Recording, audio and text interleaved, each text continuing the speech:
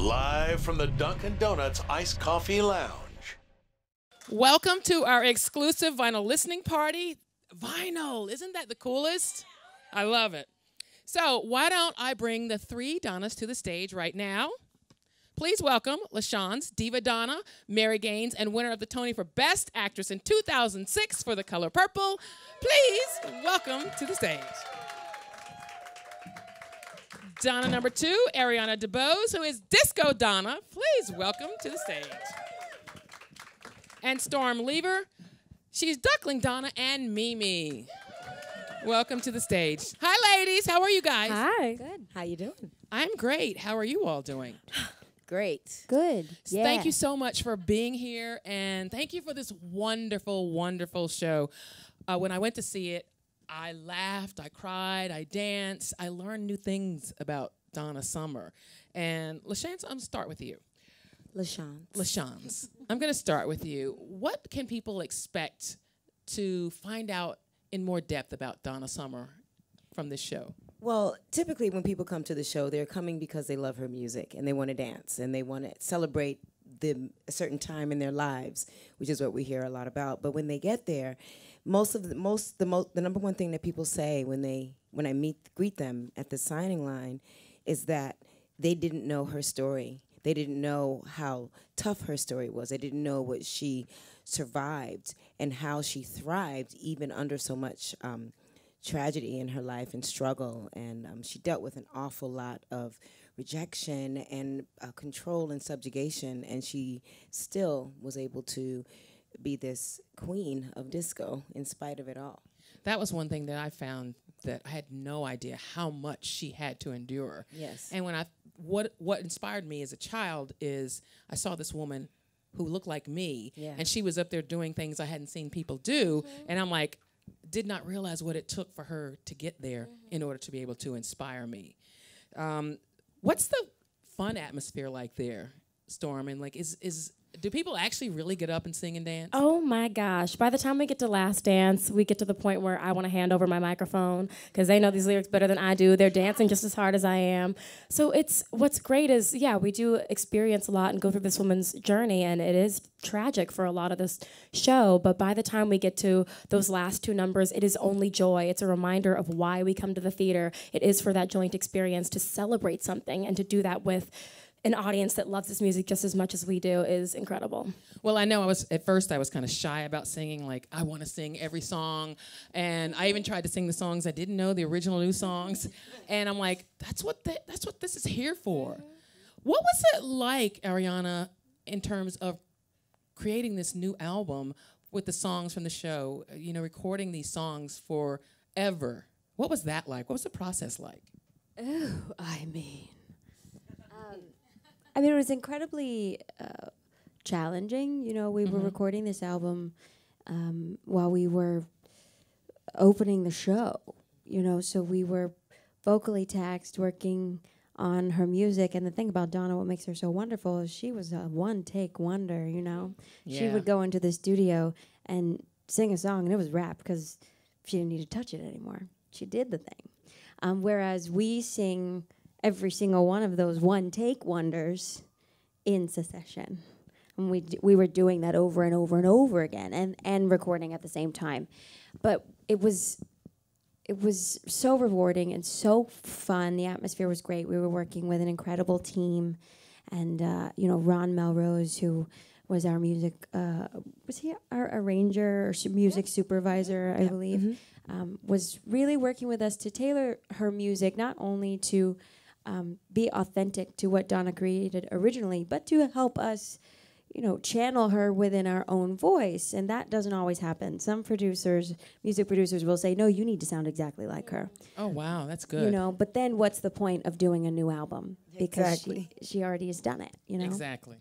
So you guys aren't the only people from the cast. Let's wave to everybody. Everybody wave that's from the cast. We have a lot of people here from the cast. Thank you guys. And we're also broadcasting on Facebook Live. So let's wave to our Facebook Live. What's up, and Facebook? Instagram Live What's friends. up, Facebook, FB? And Instagram. And Insta. Hi. So what was the one thing, LaShawn, that moved you most about doing this role? Being able to look back and reflect on what has happened in my life as Donna. Okay. So many of us wish we could go back and make changes, and how it was one of the things that Des McAnuff, our director, spoke to me a lot about was in this role, since I am telling the story of my life, witnessing it as when Duckling is going through what she goes through in the church, and when Ariana's going through what she's going through with coming back from Germany, and all the different, I don't want to give too much away, I want you to come see the story, so I'm just giving you locations. But relating to remembering those moments and re-experiencing them really is very moving and difficult, because you want to go back and take that young self and say, hey, don't make that choice.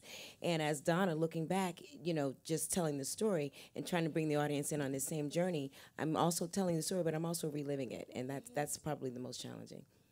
And Storm, how has it touched your life? Oh, goodness. What's incredible about the role of Duckling, it's a girl that aspires to be a singer. She knows above everything else that's what she wants to do. And for those moments, it's not difficult to act. I get to live out this dream through this one incredible woman, Donna Summer. And yeah, that's been incredibly rewarding, while also telling the story where in this day and age during the Me Too movement, it is very important to share the story that is going on.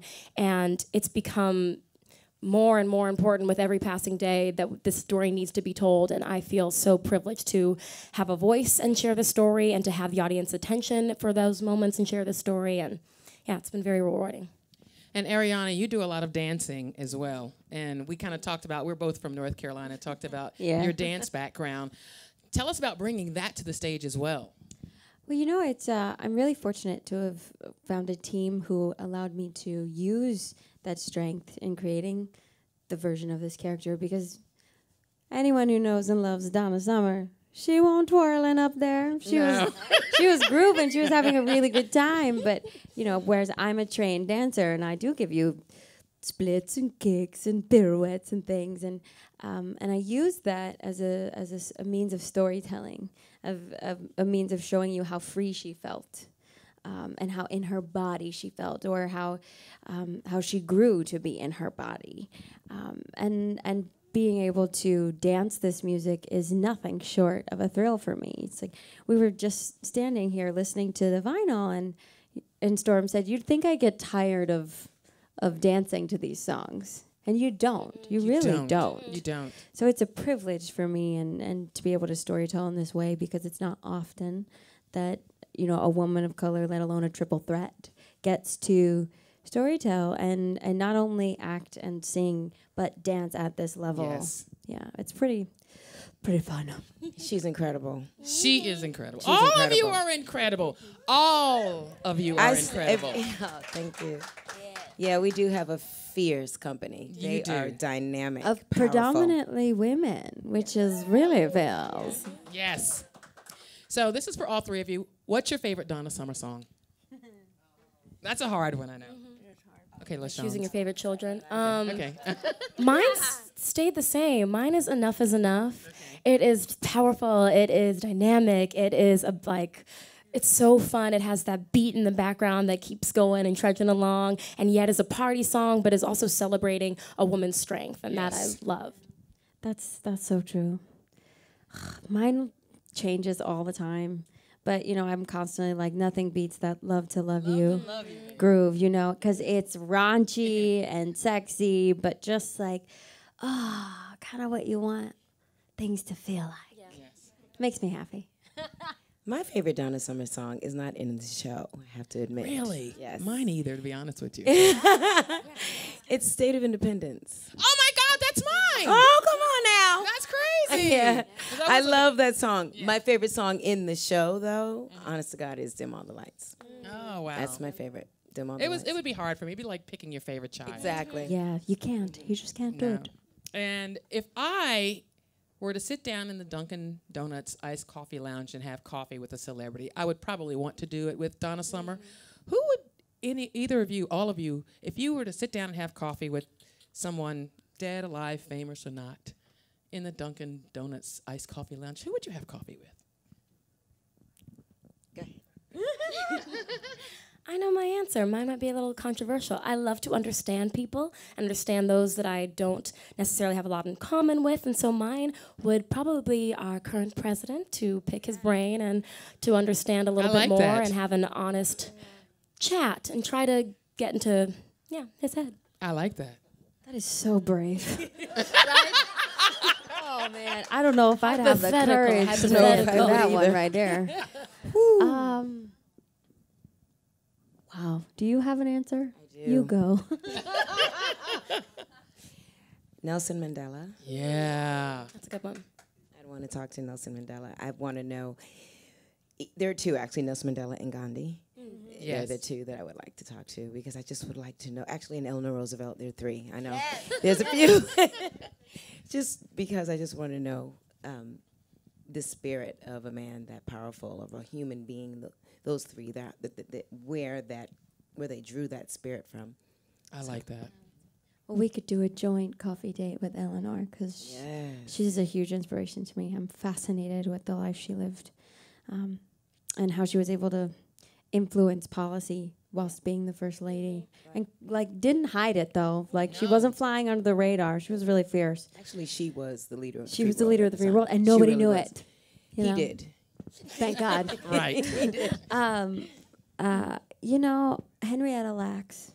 Ooh, that's a good one. That's a really good one. I was really inspired because our friend Renee Goldsberry was in that film that Oprah produced, and Namaste.